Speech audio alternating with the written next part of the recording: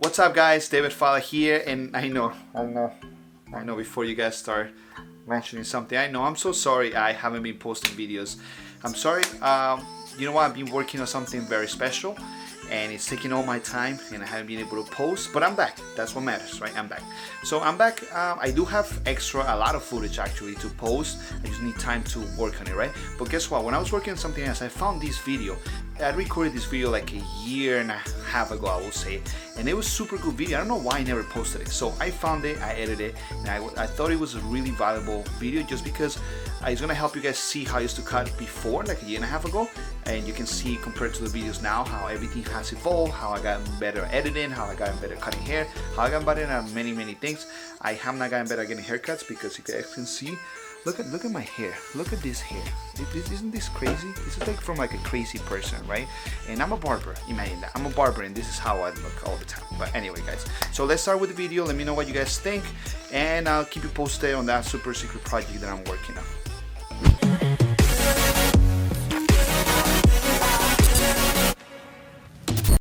Woo, let's start with this. Anyways, guys, so the first thing we're gonna go ahead and we're gonna cut the top. I like starting with the top, and in this case, that's exactly what it is. So yeah, so we're gonna wet the top. Just make sure the top is fully wet.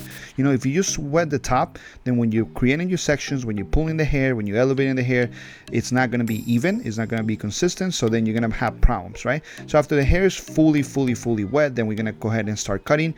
For this haircut, this is gonna be a combover, right? So what we're gonna do, we're gonna create our first section. It's gonna be a vertical section. It's gonna be right where the part is.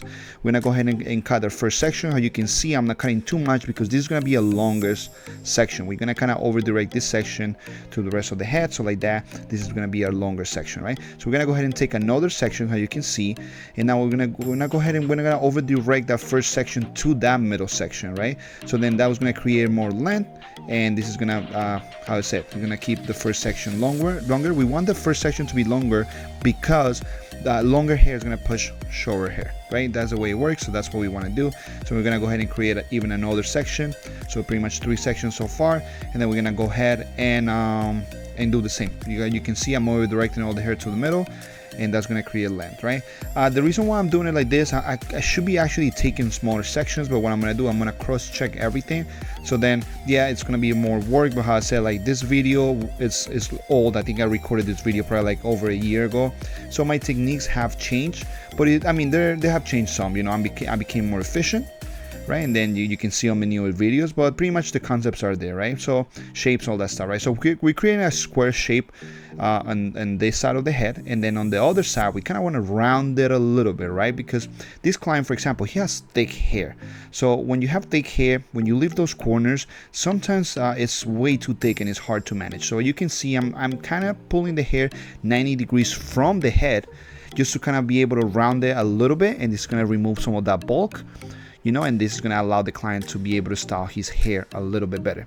Most of the time you don't want to remove that. With men, especially with men, you want to kind of keep those corners there just because it makes the face look nicer. But when you have really thick hair, I feel like it's kind of needed. You know, you don't want to leave that extra bulk there because sometimes it just becomes a problem for a client, right? So anyways, in this case, yeah, we remove it. So you can see now what I'm doing, I'm kind of going the opposite way and just double checking that everything is good, cross checking, how we call it, making sure that everything is even. Now I'm cross checking the front, make sure the front is good. You know, I'm kind of, how you can see, I'm kind of pulling it a little bit to the other side just because I want to create a little bit of length, and that's about it. But that, you know, nothing really complicated here. How all the same stuff you guys know already.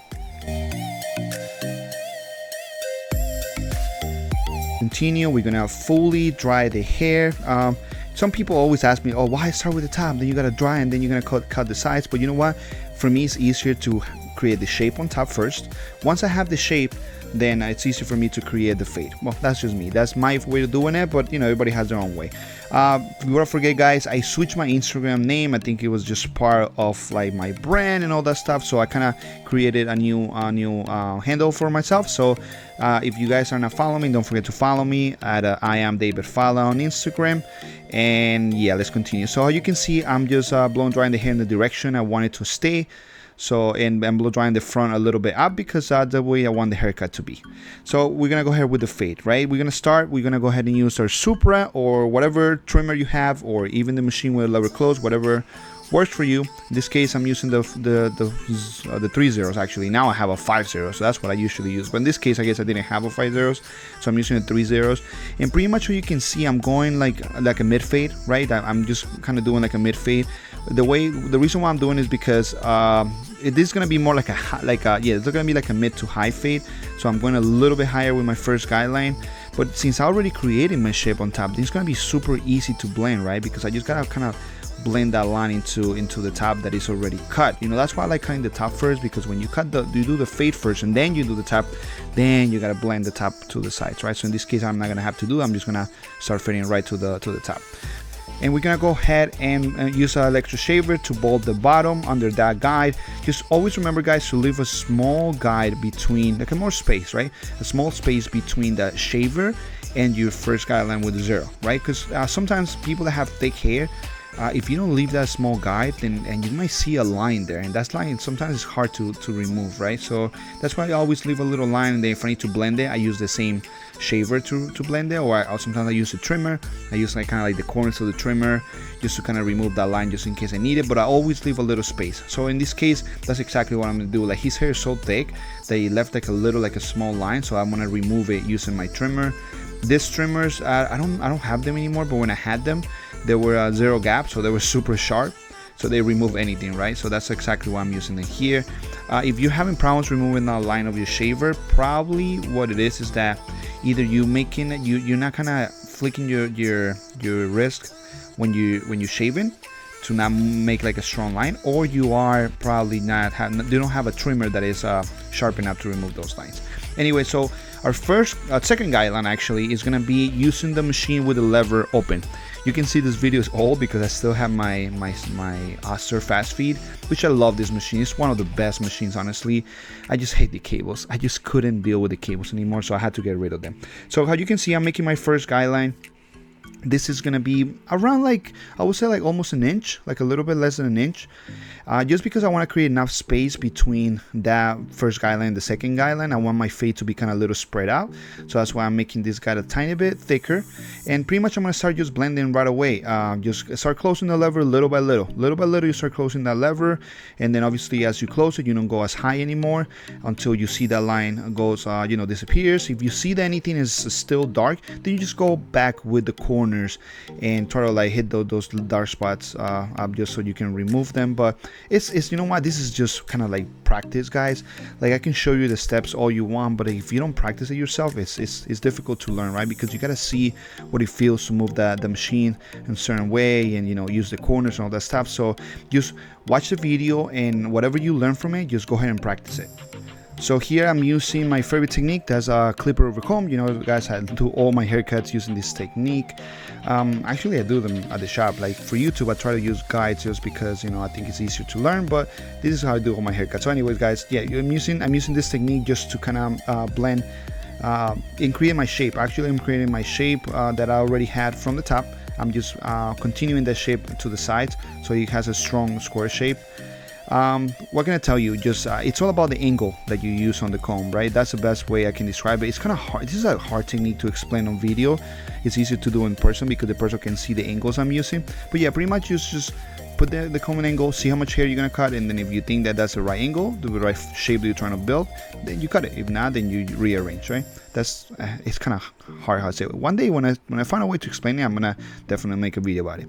So anyway, we're gonna go ahead and start down fading from this. So we already had the top cut, so it's gonna be super easy. We're gonna use a number 2, lever open, then little by little we start closing that lever until it's fully closed.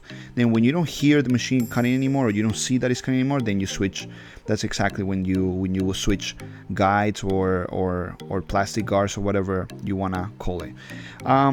It's important for you to, in my opinion, right? In my opinion, it's important for you to listen to the machine. Sometimes, and something used to help me a lot when I was starting this industry, was to listen to the machine, and when I wouldn't hear the machine cut anymore, that's when I would remove my current guard and attach a new one. So just a little tip that I have for you guys. So yeah, so go ahead and use number 1. You guys know with these guards are actually plastic guards from Endis, so they don't have 1.5. Well, now they do. Now they have a 1.5, but before they didn't have a 1.5. or a half. So there was no such thing as using those guards back in the day. So yeah, so that's why I'm not using it here. Now they are actually, and I used them. They're pretty good. They came with the envy that I received from them. So they're actually pretty good. Honestly, I don't use them much, but they're good. It's good to have them, to say like that. So well, anyway, guys, here I'm using a number 0, and just the same concept as always, guys. Just start with the lever open, and then you start closing it little by little, and as you see the line disappears, and you close it a little bit more, and that's it. Now the spots are really tight. You just use the corners, right? You use a couple of teeth. And that's about it, guys. There's nothing really different. I try to maintain my process the same, just because I find that this is the easiest to teach. When I do classes, private classes, when I do one-on-one classes, when I do any of that, I try to teach the same method, right? So like that, when you guys watch the videos online, you can actually follow the same concept, right? I try to maintain everything equally. That's my method. That's the way I like it. It's not the best. It's not the only one. It's just the way I do it. So sometimes when you're done already with the fade, you might have the problem that you might just still see a little bit of a line, right? Usually what it is, you gotta go back with you and repeat your first step, which was using the machine with no guard. Sometimes you gotta do it, sometimes you don't. It depends on the hair, I guess. So yeah, in this case I had to do it. Like I said, like, he has super cool hair, but it's super thick. So anything that you leave, you can see it. You know, if there's like a little line or anything there, like a little hair misplaced or whatever, you will notice it right away. So yeah, so I had to go back with it and just, you know, play with the lever. That's it. That's pretty much what it was. So now we're gonna shape up the front, and you know, you want to divide it, you want to part it. Like for me in this case, it's super easy just because I had already blow dry that hair that way. So how you can see, it's super easy to do. And then pretty much what I do is the same method, right? Start right in the middle, and then I kind of work my way out, right? That's exactly what I like doing it. I try not to push the shape up back too much, just make it as natural as possible. Sometimes you gotta push it back depending on the hairline. I try not to, just because the regrowth or that is kind of sucks, right? Some people are gonna be, oh, but you're pushing it back. Yeah, like when you create a fake you know, hairline, yeah, you are pushing the shape up back regardless, you know, because you're creating a new hairline that wasn't there, right? I mean, that's the best way I can say it. But what matters is you don't push it back too much to the point that it just looks ugly and doesn't look natural. That's the way I see it, right? So how you can see, I'm just kind of following that natural line, trying to make it as straight as possible.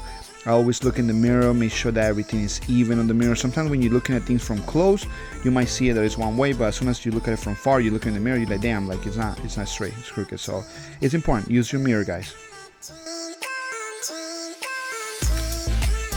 So I wanted to style the hair for the video, so I had to re-wet it, and then I'm blow drying it the way that I wanted to do. So you can see I'm blow drying it back because I want to create a lot of volume, you know, and that's the way you do it, right? You pull the parts that you want it to stay down and not with that much volume, then you put them down. But the parts that you want it to be, you know, higher, then you pull them up. So that's exactly what I'm doing. I'm just blow drying his hair until it's fully polished, and then it allows me to put product and then style it the way, whatever way I want it. So you can see here, so it has no product. I'm applying the product. I just went and go ahead and apply something like a little matte finish with not that much shine. Usually a clay or paste will work better for this. And I'm using a comb just to put the product in there and kind of like get that product all the way to the roots. So he has thick hair, man, really thick hair. I mean, lucky him, right? And super cool hair nonetheless, but still thick. So you gotta, you know, use a couple of things. So that's the video, guys. This is the final result. How I said, this was filmed with like a different camera that old camera had before, so the quality is not as good as it is now, but it still looks very nice. It's a very nice haircut, very difficult hair to cut, but here it is. Here's the final result. That's it, guys. Thank you for watching. Don't forget to subscribe. Don't forget to follow me on social media and leave me your questions. Let me know what you guys think. Take care.